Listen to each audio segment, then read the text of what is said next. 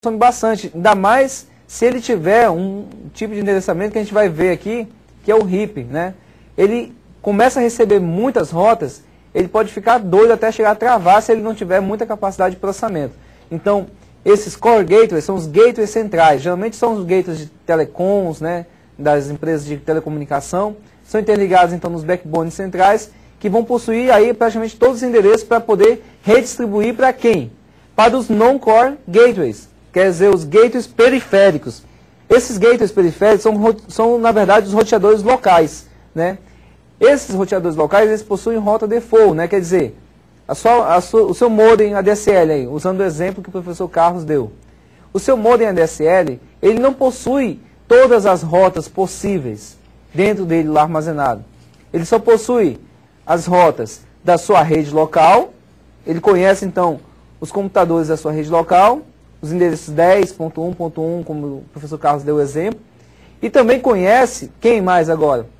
Somente o gateway dele, quer dizer, se eu não sei, se não está nessa rede local, então eu devo mandar para o meu gateway central.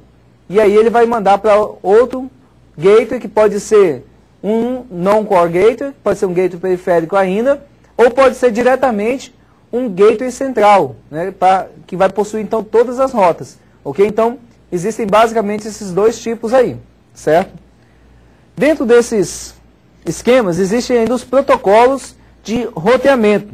Esses protocolos, eles definem então a forma de como a tabela é montada e que informações existem.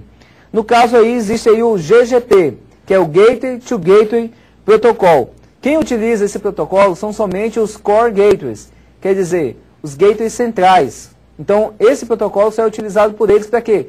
Para troca de informações, troca de tabelas de roteamento, ok? Existe aí, ó, como eu estava falando agora, o RIP, né? O Routing Information Protocol.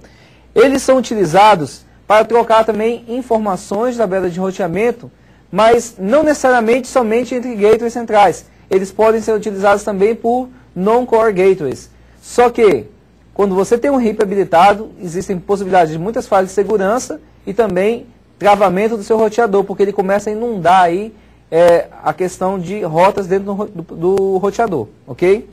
Existe aí também o EGP, que é o Exterior Protocol Gateway, né? E o OSPF, que também é um bastante utilizado, ok? Bom, vamos falar então sobre a camada de transporte. Essa camada, vamos acompanhar aqui no slide, ela tem as funções de transportar e regular o fluxo de informações, de implementar confiabilidade e precisão e, sobretudo, a qualidade de serviço. Essa qualidade de serviço aí, ela é muito importante, por exemplo, atualmente nas aplicações que são relativas a vídeo pela internet, vídeo e voz, né? São muito importantes essas funções de qualidade de serviço, certo?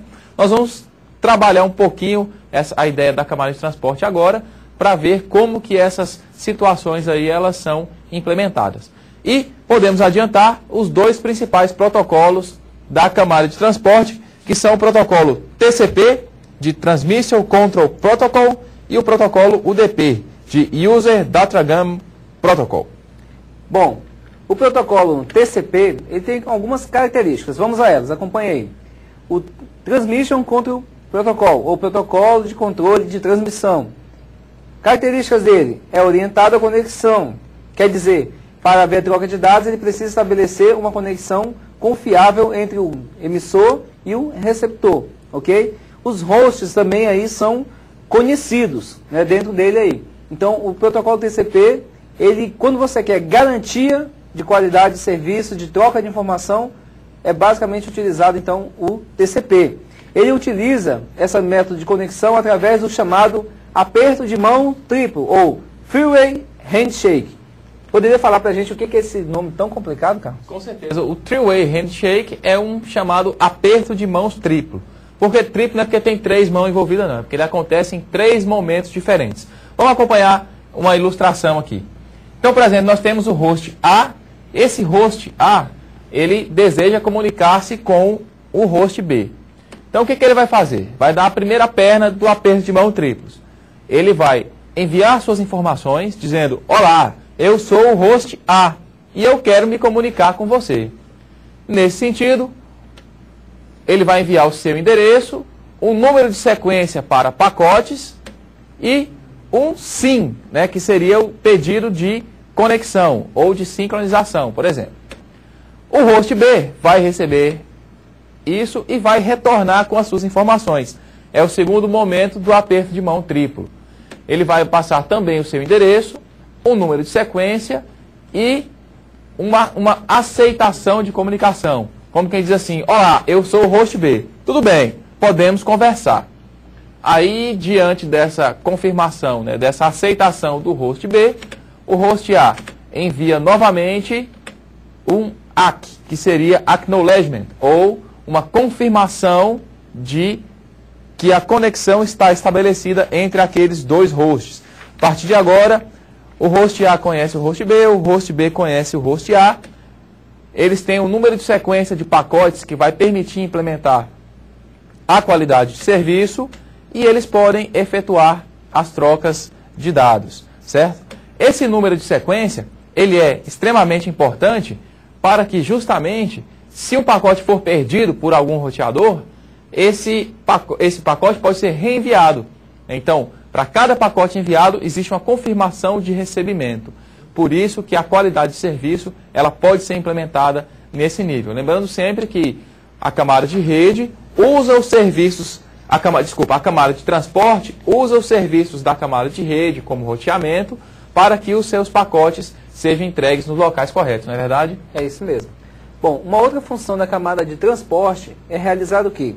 Ele pega o datagrama, né, as informações da camada de seção, e ele vai pegar essas informações e vai fragmentá-las, ele vai segmentar essas informações, que nós chamamos de datagramas, né, para serem encaminhados pela rede.